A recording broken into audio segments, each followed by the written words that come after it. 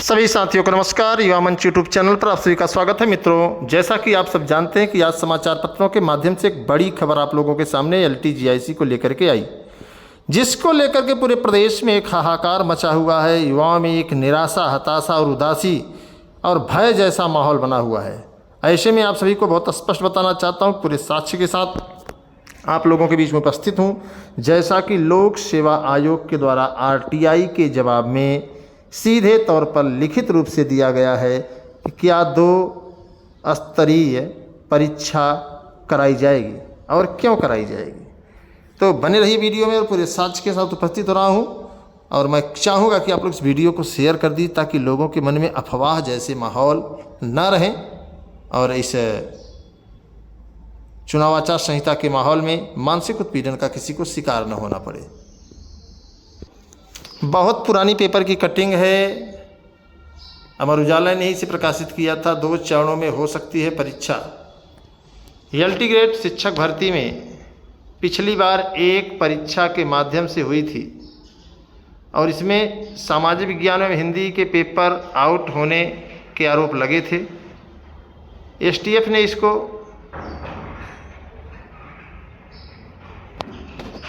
दांव को 2 और तत्कालीन परीक्षा STF ने इसकी जांच की थी और तत्कालीन परीक्षा नियंत्रक को जेल जाना पड़ा था। ऐसे में आयोग LT ग्रेड शिक्षक भर्ती में पारदर्शिता के लिए 2 चरणों में परीक्षा आयोजित करा सकता है। हालांकि आयोग ने अभी इस पर का कोई निर्णय नहीं लिया है। अब आप समझिए, कोई निर्णय भी नहीं लिया है। आज के समाचार पत्र की अगर बात मानी जाए तो 2 चरणों की परीक्षा से होगी LT ग्रेड भर्ती की तैयारी। उत्तर प्रदेश लोक सेवा आयोग UPSC इस बार 2 चरणों की परीक्षा के माध्यम से LT ग्रेड शिक्षक भर्ती की तैयारी कर रहा है। इससे पूर्व आयोग ने मार्च 2018 में जारी LT ग्रेड शिक्षक भर्ती के विज्ञापन के तहत एकल परीक्षा के माध्यम से भर्ती की गई थी। आयोग ने पूर्व में तय किया था कि वह सभी भर्तियों को 2 चरण की परीक्षा से कराएगा। पहले चरण में प्रारंभिक और दूसरे चरण में मुख्य परीक्षा कराई जाएगी। मार्च 2018 में जब LT ग्रेड परीक्षा भर्ती का विज्ञापन जारी किया तब आयोग ने एकल परीक्षा के माध्यम से भर्ती करता था और LT ग्रेड भर्ती के लिए केवल एक परीक्षा हुई थी। इसमें हिंदी और सामाजिक विज्ञान विषय के पेपर आउट होने के आरोप लगे थे, जिसकी जाँच STF को सौंपी गई थी। STF ने प्रिंटिंग प्रेस संचालक कौशिक कुमार कर और तत्कालीन परीक्षा नियंत्रक को गिरफ्तार किया था। विवाद की वजह से आयोग ने हिंदी और सामाजिक विज्ञान विषय का रिजल्ट रोक दिया था। विवाद के वर्ष भर बाद जब STF ने चार्जशीट दाखिल की तो आयोग ने दोनों विषयों का परिणाम जारी कर दिया। एकल परीक्षा के माध्यम से होने वाली भर्तियों में ऐसी गड़बड़ी की आशंका बनी रहती है। ऐसे में आयोग ने बाद में तय किया था कि भर्ती के लिए एकल परीक्षा नहीं होगी, बल्कि प्रारंभिक परीक्षा और मुख्य परीक्षा के माध्यम से भर्तियां की जाएंगी। आयोग को LT ग्रेड शिक्षक भर्ती के लिए तकरीबन 6000 पदों का वर्ष भर पहले अध्याचन मिल चुका है। अब सवाल इस बात का है कि आयोग को 6000 पदों का अध्याचन मिल गया है। मित्रों, कितना अजीब लग रहा होगा आप लोगों को इस बात को सुन करके कि आखिरकार अभी चीज़ें जो है स्पष्ट नहीं हैं। बहुत ध्यान से वीडियो को सुनिएगा और शेयर करिएगा कि आप सब जानते हैं कि लोक सेवा आयोग के द्वारा अभी तक विज्ञापन जारी नहीं हुआ है। अब विज्ञापन क्यों जारी नहीं हुआ है, इसके विषय में मैं एक बार फिर आपको बता देना चाहता हूँ कि शासन स्तर पर योग्यता अर्हता का विवाद अभी हल नहीं हुआ है। लोक सेवा आयोग में आज मैंने काफ़ी प्रयास के बाद पता लगाया तो हकीकत यही है कि अभी LTGIC की कोई चर्चा लोक सेवा आयोग के किसी भी कर्मचारी द्वारा, किसी भी अधिकारी द्वारा नहीं की जा रही है। ऐसा इसलिए है कि लोक सेवा आयोग में अभी योग्यता अर्हता विवाद के प्रकरण पर शासन के द्वारा कोई भी सूचना नहीं प्राप्त है। अब जब सूचना प्राप्त नहीं है तो आप इसको समझ सकते हैं कि ये चीज़ें मनगढ़ंत हो सकती हैं, ये चीज़ें काल्पनिक हो सकती हैं। आपको पता है कि टीजीटी पीजीटी की जो परीक्षा होती है, समकक्ष परीक्षा यहाँ भी होगी। रही बात योग्यतार्हता विवाद की, तो बहुत स्पष्ट आपको बता दें कि शासन जब तक नहीं चाहेगा तब तक योग्यतार्हता विवाद हल नहीं होगा।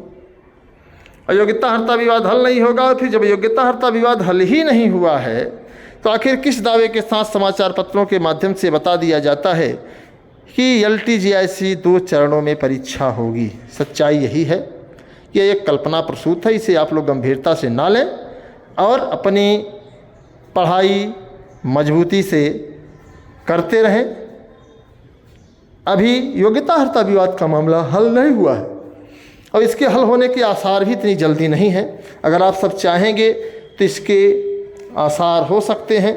और सच्चाई यही है कि लोक सेवा आयोग के पास इतनी परीक्षाएं लंबित हैं कि लोक सेवा आयोग अगर 2-2 परीक्षाएं कराएगा तो तमाम भर्तियां फंसेंगी और इसमें एक लंबा समय लगेगा। तो ऐसे हालात में लोक सेवा आयोग को एक परीक्षा करानी पड़ेगी। तो आप लोग हताश निराश ना हो, युवा मंच टीम पर भरोसा रखें। युवा मंच टीम एथेंटिक सूचना आप लोगों के बीच में पेश करती रही है और जो आप पिछला आंकड़ा मिलाइए, अनुमान मिलाइए, आपको सही चीज़ें मिलेंगी। अफवाहों से सावधान रहें, तमाम तरीके की खबरें आती रहती हैं और हकीकत कुछ और होता है। तो स्वस्थ रहें, मस्त रहें।